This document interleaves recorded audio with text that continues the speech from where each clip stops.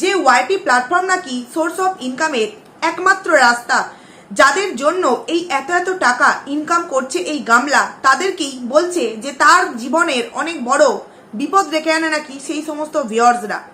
সেখানে সে বলছে যে আমাকে অনেক শুভাকাঙ্ক্ষী বারণ করছে যে তুমি কোথায় যাচ্ছ, কবে যাচ্ছ, আগে থেকে কিছু জানাবে না, যখন যাবে তখন গিয়ে তুমি ভিডিও করে বলবে, তার আগে ভাগে তুমি কিন্তু কিছুই জানাবে না। কারণ কি, আগের বার নাকি যখন তারাপীঠ বেড়াতে গিয়েছিল তখন নাকি অনেক প্রবলেম হয়েছিল আগে ভাগে জানিয়ে দেওয়ার জন্য।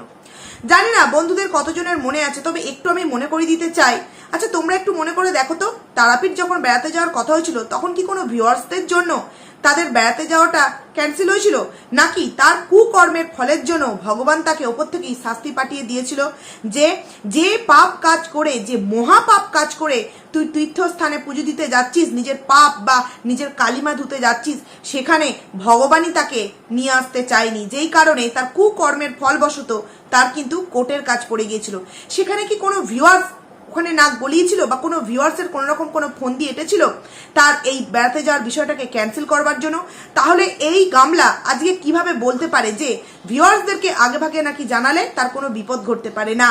ভিউয়ার্সদেরকে আগে ভাগে জানাবার বিপদ ঘটতে পারে এটা বলিস না, বল যে আগে ভাগে যদি জানিয়ে দিই তাহলে সেই জায়গাতেও লোক ফিট করে দেবে, তাহলে আসল রূপ বা আসল আমার যে চরিত্র, আমি যে রুমে গিয়ে ল্যাটা দীপ্ত ল্যাটা ধরে নাড়ানাড়ি করবো, সেখানেও হয়তো সিসিটিভি ফুটেজ বসিয়ে সেই ভিডিও হয়তো ওয়াইটির প্ল্যাটফর্মে তুলে দিতে পারে, যাতে আমার একটুও মান সম্মান আছে সেই মান সম্মান পায়ের তলায় রোগড়ে ফেলে দিতে পারে। সেই ভয়ে তুই আগে ভাগে জানাবি না, ফালতু অজুহাত দিস না যে তোর বেড়াতে যাওয়াতে কোনো রকম কোনো কিছু প্রবলেম হতে পারে। কারণ কন্ট্রোভার্সি ক্রিয়েটারদের খেয়ে দে কাজ নেই যে তোর পেছনে বিনা কারণে লেগে যাব, বিনা কারণে তোর পেছনে সমস্ত কন্ট্রোভার্সি ক্রিয়েটার লেগে যাবে। তুই নিজে মনে করে দেখ তো, তুই আজকে যে এত বড় বড় ডায়লগ ভাষণ মারছিস গামলা, তুই একবার নিজে মনে করে দেখ যে এক সপ্তাহ আগে কিন্তু তুই জানিয়ে দিয়েছিস যে ঠাকুমা আসার পর আমরা কিন্তু সবাই মিলে দীঘা যাওয়ার প্ল্যানিং করছি। তাহলে আমরা এখন কি ধরবো যে গামলা কিন্তু দীঘাতেই যাচ্ছে, আর ও দীঘাতেই যাচ্ছে বন্ধুরা। এইবার এর মাঝখানে যদি ওরা ওদের মানে ডিসিশন চেঞ্জ করে, সেটা তো আমাদের জানার কোনো কথা নয়, তাই না? কিন্তু ও এক সপ্তাহ আগেই বলে দিয়েছিল যে ওর ঠাকুমা এলে কিন্তু ওরা সবাই মিলে দীঘা যাবে। সেখানে ও যে আজকে বলছে যে আমার যারা ভালো চায়, আমার যারা শুভাকাঙ্ক্ষী, তারা বলেছে যে আমি কোথায় যাচ্ছি, কার সাথে যাচ্ছি, কবে যাচ্ছি, এই সমস্ত কিছু যেন না জানাই। তোকে দীপ্ত একটা কথা বলেছিল, বোকার হদ্দ। সত্যিই না, তুই বোকার হদ্দ। ওই যে আমি আমার আগের দিনের ভিডিওতে বলেছি যে তুই ডিপ্রেশনে চলে গেছিস, সত্যিই তুই বিশাল একটা ডিপ্রেশনের মধ্য দিয়ে যাচ্ছিস। কোন কথাটা বলছিস আর কোন কথাটা বলছিস না বা আগে বলে ফেলেছিস, সেই কথাটাকে আবারও তুই অন্য রূপে চালনা করতে চাইছিস। একবার নিজের ভিডিওগুলো পারলে নিজে চালিয়ে দেখবি। তুই তো এক সপ্তাহ আগে বলেই দিয়েছিস যে ঠাকুমা এলে দীঘা বেড়াতে যাবো, তাহলে এখন আবার এই ভিডিওতে নতুন করে ঢং দেখিয়ে সংসাজার কি কোনো রকম কোনো প্রয়োজন আছে? নাকি কন্ট্রোভার্সি ক্রিয়েটারদেরকে একটা ধোঁয়াশার মধ্যে রাখতে চাইছিস? হ্যাঁ, ইনফরমেশন জানার ইচ্ছা হলে কিন্তু আমরা ঠিকই ইনফরমেশন জানতে পেরে যাই, কিন্তু তুই তো নিজের মুখেই বলে দিচ্ছিস যে তুই দীঘা যাচ্ছিস, সেখানে আবার সন্দেহ কিসের? তো হ্যালো গাইজ বন্ধুরা, তোমরা কেমন আছো? আশা করছি খুব ভালো আছো, আর আমি খুব ভালো আছি। পায়েলস ফ্যামিলিতে নতুন একটা ভিডিও তোমাদেরকে অনেক অনেক স্বাগত জানাচ্ছি। তো আজকে আমি সারাদিন কোনো ভিডিও দিতে পারিনি, কারণ হচ্ছে আজকে রবিবার, ছেলের ডান্সের ক্লাস থাকে এবং যথারীতি সামনে যেহেতু বসন্ত উৎসব, ওর অনেক কটা প্রোগ্রাম, সেই কারণে আজকে অন্য জায়গায় রিহার্সালের জন্য নিয়ে গেছিলাম বন্ধুরা। তো এই কারণে অনেকটা লেট হলো ভিডিওটা দিতে। বন্ধুদেরকে বলবো ভিডিওটা নো স্কিপ করে পুরোটা দেখার জন্য। অবভিয়াসলি ভিডিওর মধ্যে ধামাকা দেবো যে এদের সাথে কিন্তু ফোকলা যাচ্ছে, সেইটা প্রমাণও কিন্তু এই ভিডিওতে আমি তোমাদের সামনে দেবো বন্ধুরা। চলো ভিডিওর মেন প্রসঙ্গে যাওয়ার আগে কিছু কথা তোমাদের সাথে একটু আলোচনা করে নিতে চাই বন্ধুরা। আচ্ছা, গামলা আজকে তার রূপের রহস্য আমাদের সামনে জানালো। আচ্ছা, আমি একটা প্রশ্ন করতে আমার ভিউয়ার্সদেরকে, তোমরা কারা কারা প্রশ্ন করেছিলে? ও যে বললো, জানো তো, অনেকে আমাকে প্রশ্ন করে তোমার রূপের রহস্য কি? ও মা, তাই তোর রূপের রহস্য? হ্যাঁ, ল্যাটা দিক তো ল্যাটা মেখে নিস একটু। আসলে ল্যাটা মাছ দেখবে পিচ্ছিল, মানে একটু স্লিপ পিচ্ছিল পিচ্ছিল হয় না, মানে ওই শ্যাওলা শ্যাওলা টাইপের, যাই হোক কি বলে ওগুলোকে। তো এই গামলা কিন্তু ওটাই ইউজ করে, ওই জন্য না ওর রূপ এত দিনে দিনে ফেটে পড়ছে। রূপ কাকে বলে এই গামলাকে দেখে শিখতে হবে। শুধু রঙই আছে না, আমাদের গামলা যে রূপবতী মেয়ে ছিল না, এটা যদি বলি তাহলে কিন্তু খুব মানে একটা কথাটা কিন্তু বলাটা ভুল হবে। গামলা যথেষ্ট একটা রূপবতী মেয়ে ছিল, যখন সন্দীপদার বাড়িতে ছিল, একটা ফিটনেসের মধ্য দিয়ে ছিল।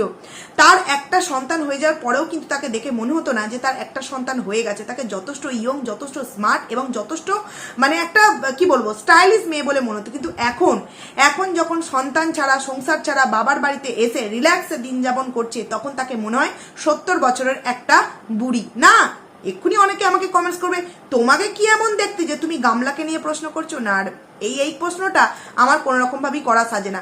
এটা গামলার ভিউয়ার্সরাই গামলাকে করেছে। তো ওই ভিউয়ার্সদের তো আর আইডি নেই যে তারা ভিডিও করে বলবে। ভিউয়ার্সদের কয়েকটা কোয়েশ্চেন আমি একটু আমার ভিডিওর মধ্যে তুলে ধরলাম।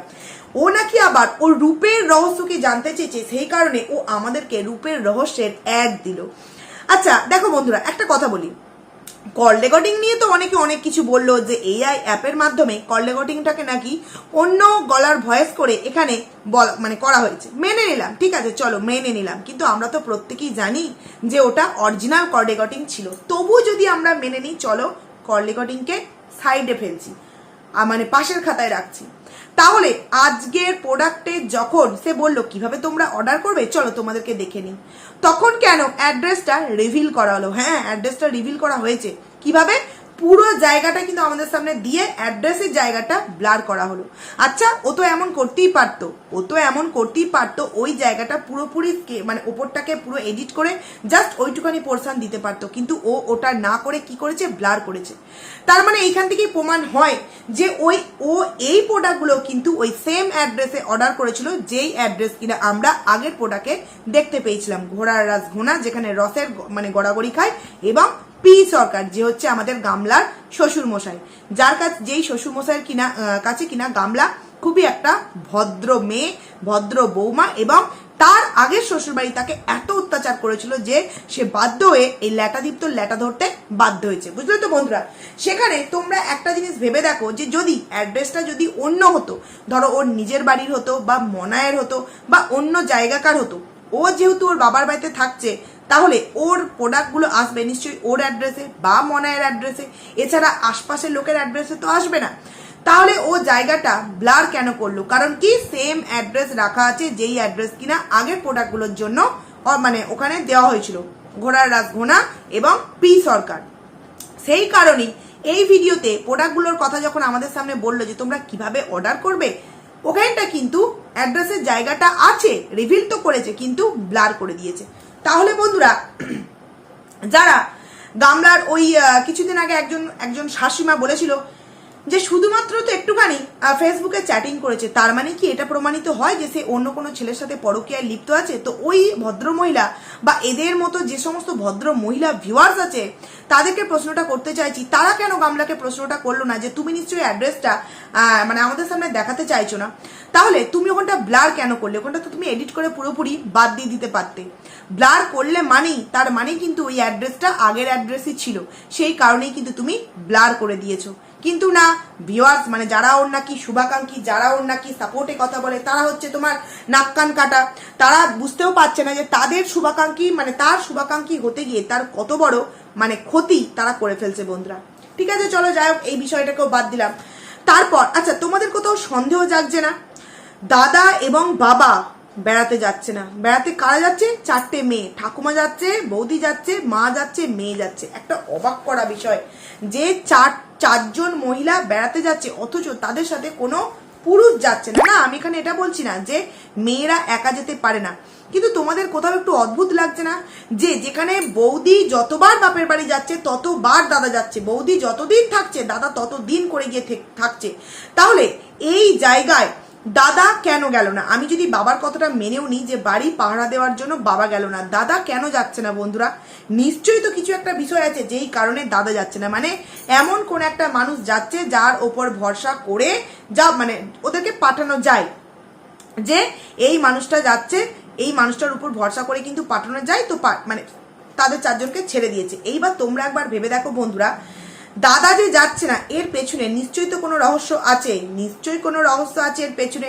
নাকি আবার কালকে আমরা শুনতে পাবো যে না আমাদের সাথে দাদাও যাচ্ছে, জানি না বাবা। দাদা যাচ্ছে না, এটা আমার কিন্তু বড় ডাউট লাগলো। দাদা যাচ্ছে না, বাবা যাচ্ছে না, 4জন মহিলাকে একা বেড়াতে যাওয়ার জন্য পাঠিয়ে দেওয়া হলো। প্রথমত এটা কোনো কি বলবো কি বলবো ভদ্রতার লক্ষণ নয় যে যে সদ্য যে বৌমার বিয়ে হয়েছে সেখানে ছেলে যাচ্ছে না, এরকমটা তো করতেও পারতো, তাই না বন্ধুরা? যে ছেলের যখন ছুটি হবে বা ছেলের যখন ছুটি পড়বে তখন ছেলে বৌমা মেয়ে শাশুড়ি মা সবাই মিলে একসাথে ঘুরতে যাবে, এটা তো করলেই পারতো। কিন্তু না বন্ধুরা, হয়তো এমন কোনো বিষয় আছে যেখানে গামলার এই যে সামনে কেসের ডেট চলে আসছে, যদি দাদার ছুটি পাওয়ার কথা হতো সেখানে হয়তো দেখা যেত যে গামলার কেসের ডেট চলে আসতো, তখন গামলা হানিমুন করতে যেতে পারতো না। সেই কারণে হয়তো বৌদি বলেছে যে তোমার দাদা না যাবে, কারণ বৌদিটা সত্যিই বলতে গেলে কি মনের দিক দিয়ে কিন্তু আমার যতটুকু দেখে মনে হয়েছে যে খুব মানে বাচ্চাপনা, সবেতে হি হি করে হেসে দেওয়া, সব কিছুতে মানে ওর মনের মধ্যে এখনো কিন্তু সেই মানে জিলিপির প্যাঁচটা জন্মায়নি, যেরকমটা এই গামলার মনের মধ্যে অনেকদিন আগে থেকেই জন্মে গেছিল। সেই জিলিপির প্যাঁচটা কিন্তু এখনো তার বৌদির মনের মধ্যে জন্মায়নি। হয়তো সেই কারণেই বৌদি বলেছে যে না তাহলে চলো তোমার দাদার সাথে আমি আবার পরে যাব, এখন বরঞ্চ আমরা সবাই মিলে যাই। কারণ যেহেতু গামলার সামনেতেই তোমার তার এই দিবস সংক্রান্ত কিন্তু ডেট আছে, সেই কারণেই ভাবলো যে ডেটের পর অনেক কিছু হয়ে যেতেও পারে, তো তার আগে চলো আগে ভাগে কিন্তু আমরা হানিমুনটা করিয়ে আসি। কারণ প্রথমবারে তারা হানিমুনটা দূরে বসে করেছিল জাস্ট মুখে মুখে, এবার কিন্তু একদম রুমে গিয়ে এনজয় করে কিন্তু হানিমুনটা ল্যাটাদীপ্তর সাথে করতে হবে বন্ধুরা, বুঝতে পারলে? এইবার তোমাদেরকে প্রথমে আমি যেই কথাটা বললাম যে এই যে ফোকলা যাচ্ছে তার প্রমাণ আমি তোমাদের সামনে দেবো। আচ্ছা, গামলা আজকে তার ব্যাগ প্যাকিং বা আদার সমস্ত কিছু জিনিস প্যাকিং করতে করতে যখন চায়ের কাপগুলো দেখাচ্ছিল বা 8 মিনিট 53 সেকেন্ডে যখন চায়ের কাপগুলো দেখাচ্ছিল, তখন কিন্তু গামলা নিজেই বলে দিল যে আমরা যাচ্ছি, দেখো এই নিয়েছি শশা কাটার, এই নিয়েছি এই নিয়েছি ওই, আমি আর এই ভিডিওর মধ্যে নামগুলো নিচ্ছি না।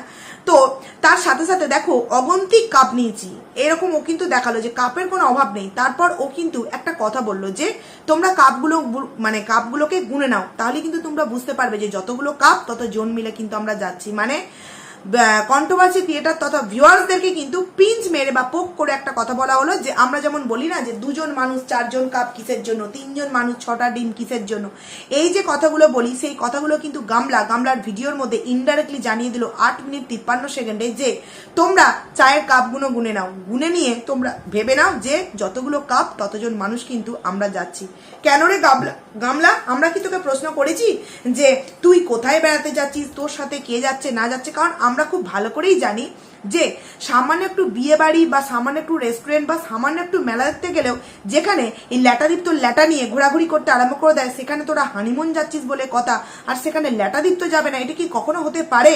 তুই দেখাস আর না দেখাস, ল্যাটাদীপ্ত তো অবভিয়াসলি যাচ্ছে। কারণ তোর বাবা মা ল্যাটাদীপ্তকে এতটাই ভরসা করে যেখানে কিনা জানে যে ও তো আমাদের বাড়ির জামাই, তাই না? আর খরচা তো করবে মেয়ে, সেখানে প্রবলেম কি? ল্যাটাদীপ্তর সাথে মেয়ে গিয়ে ল্যাটা ধরে নাড়ানাড়ি করবে আর ওখানে মা শাশুড়ি মা আর বৌমা মিলে এনজয় করবে। বুঝতে পারছো বন্ধুরা? নাহলে গামলা তার ভিডিওতে 8 মিনিট 53 সেকেন্ডে এরকম কথা কেন বলবে যে চায়ের কাপ যতগুলো ততজন কিন্তু আমরা যাচ্ছি? আমরা কি একবারও প্রশ্ন করেছি বা এখনো কি ওর বেড়াতে যাওয়া নিয়ে একটা ভিডিও নামিয়েছি যে ওর সাথে কে যাচ্ছে না যাচ্ছে? ওই একটা কথা আছে না, সর্ষের মধ্যেই ভূত লুকিয়ে আছে। ও কিন্তু নিজে জানে যে আমি তো লোকাবো এমন কিছু, সেই কারণে আগে ভাগে ও কিন্তু ওর মুখ ফসকে বলেই ফেললো যে হ্যাঁ তোমরা যেটা বলবে তার পয়েন্ট কিন্তু আমি আগে ভাগেই ধরিয়ে দিচ্ছি। একবার জাস্ট ভেবে দেখো বন্ধুরা, যারা প্রতিনিয়ত তার সন্তানকে নিয়ে আসার কথা বলছো ভিডিও প্লাস কমেন্টসের মাধ্যমে, তাদেরকে হাত জোর করে বলছি এই মেয়েকে আর বলো না কিষাণুকে নিজের কাছে নিয়ে আসার জন্য। যেই মেয়ে খাওয়া থেকে, রেস্টুরেন্টে ঘুরতে যাওয়া থেকে, ঠাকুর দেখতে যাওয়া থেকে, মানে A to Z ঠাকুমা কখন আসবে ব্যাকুল হয়ে ঘর ছাদ বারান্দা ঘোরাফেরা করা, সেই মেয়ের শরীরের কোনো অংশে তার সন্তানের জন্য কোনো নাম চিহ্ন বা কোনো কষ্ট ধরা দেয় না। সেই মেয়ের কাছে সেই ছোট্ট কিষাণুকে আনার কথা বারবার রিকোয়েস্ট করে তোমরা কিষাণুর জীবনটাকেই কি নষ্ট করতে চাইছো? আজও দেখলাম অনেকে কমেন্টস করেছো যে কিষাণুকে নিয়ে আসার ব্যবস্থা করো, কিষাণুকে নিয়ে এলে ও এই যে ঘোরা ফেরা বা এই যে দেখো আমাদের সামনে দেখাচ্ছে 4জন মহিলা, কিন্তু যাচ্ছে ওরা 5জন, মানে ল্যাটাদীপ্তর সাথে থাকবে। এবার কিষাণু যদি তার কাছে এখন এই মুহূর্তে ডিভোর্স হওয়ার আগে যদি কিষাণুকে তাদের কাছে নিয়ে গিয়ে রাখতো, বাচ্চা ছেলে মুখ ফসকে কিন্তু বলে ফেলবি যে একটা আঙ্কেলও ছিল জানো তো সাথে, এরকম কিন্তু মানে কথায় কথায় অনেক কিছু বাস্ট করে দিতে পারে এই কিষাণু। সেই কারণে কিন্তু যতদিন না ডিভোর্স হচ্ছে ততদিন ও ছেলেকে নিয়ে আসার জন্য কোনো কিছু কিন্তু অ্যাপ্লাই করবে না বন্ধুরা। কারণ এটা তো তোমরা অনেকেই জানো যে মা যদি একবার অ্যাপ্লাই করে ছেলেকে নিয়ে আসার জন্য, বেশিরভাগ চান্সটা কিন্তু থাকে মায়ের কাছে সন্তানকে দেওয়ার। তারপর তো কোর্ট তার ডিসিশন নেবে, তারপর কোর্ট বুঝবে যে কার কাছে রাখলে বাচ্চাটা সঠিকভাবে মানুষ হবে, সেটা তো পরের বিষয়। কিন্তু প্রথমত কিন্তু মায়ের কাছেই দেওয়ার একটা আর্জি জানানো হয়। সেখানে গামলা খুব ভালো করেই জানে যে আমি সন্তানকে যদি নিয়ে আসি, এই লুকোচুরির খেলা কিন্তু আমি এত সহজে ইজিলি আমি খেলতে পারবো না, কারণ কিষাণু মানে প্রতি সেকেন্ডে কিন্তু অরিজিনাল তথ্যটা ভিউয়ার্সদেরকে বলে দেবে। এই কারণেই কিন্তু এখনো পর্যন্ত কিষাণুকে নিয়ে আসার কোনো রকম কোনো প্ল্যান করা হয়নি বন্ধুরা। আর একটা কথা না বললেই নয় বন্ধুরা, হঠাৎ করে আজকে অনেকদিন আগেকার সেই কি বলবো হোয়াটসঅ্যাপ চ্যাটিং এ যে কথাবার্তা, সেই মানে সাউন্ডটা শুনতে পেলাম, মানে সেই ভিডিওটা চোখের সামনে এলো, দেখলাম বা মনেও আছে। যখন তোমার ওই ধরা পড়ে গিয়েছিল সন্দীপদার কাছে এই গামলা, তখন গামলা সন্দীপদাকে একটি বারের জন্য সরি কথাটা কিন্তু বলেনি, যে আমার ভুল হয়ে গেছে সরি, এই কথাটা কিন্তু বলেনি। সে প্রথম প্রশ্ন করেছিল যে তুমি আমার পার্সোনাল হোয়াটসঅ্যাপ চ্যাটিং কেন দেখেছো, এই প্রশ্নটা করেছিল। সরি কিন্তু সে একবারও বলেনি। ভাবো বন্ধুরা, তাহলে এই মেয়েটা প্রথম থেকেই কিন্তু এমন একটা স্টেপ অবলম্বন করেছিল যে আর যাই হয়ে যাক আমি কিন্তু জীবনে ওই বাড়িতে ফিরে যাব না। কেন কথাটা বলছি, অনেকেই যারা এখনো পর্যন্ত দ্বিতীয় চান্স এই কথাটা বলে, তাদেরকে আমি বলবো ওই কল রেকর্ডিংটা আর একবার শুনতে, যেটা কিনা সন্দীপদার সাথে কথোপকথন হয়েছিল, শোনানো হয়েছিল।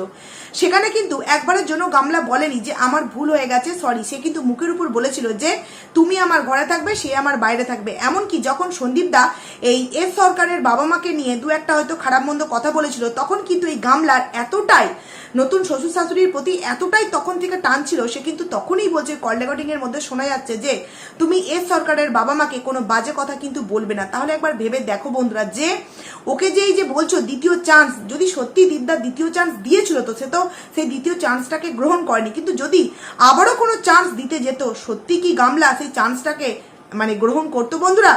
কখনোই কিন্তু নয়, কারণ সে প্রথম থেকেই প্ল্যানিং করেছিল যে সে এই ল্যাটাদীপ্তর ল্যাটা ধরে কিন্তু নানানানি করবে, কারণ তার এক ল্যাটাতে কিন্তু পোষায় না। দেখো আমি এখানে ল্যাটাদীপ্ত বলছি, এখানে আমি ল্যাটা মাছকে বলেছি, কারণ ওকে কালকে যে কমেন্টস করেছে যে ল্যাটা মাছের ঝোল খাওয়ার জন্য, সেখানে ও মানে যাকে বলে কি বলবো এরকম ভাবে অ্যান্সার দিয়ে দিচ্ছে, লাভ রিয়াল দিয়েছে।